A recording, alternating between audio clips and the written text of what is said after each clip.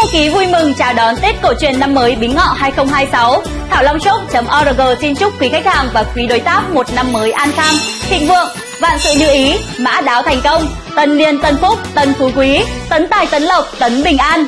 Chúng tôi xin gửi lời cảm ơn chân thành đến quý khách hàng và quý đối tác vì đã tin tưởng lựa chọn các sản phẩm của Thảo Long Shop.org trong suốt thời gian vừa qua. Với phương châm trao chất lượng, nhận niềm tin, Thảo Long Shop.org đã và đang mang đến các sản phẩm có chất lượng tốt nhất để phục vụ quý khách hàng và quý đối tác.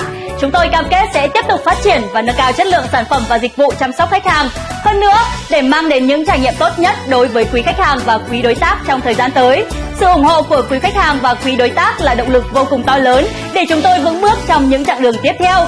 Một lần nữa, Thảo Long Shop.org xin chúc quý vị sẽ có một năm mới sum vầy, nhiều may mắn. Chúc mừng năm mới!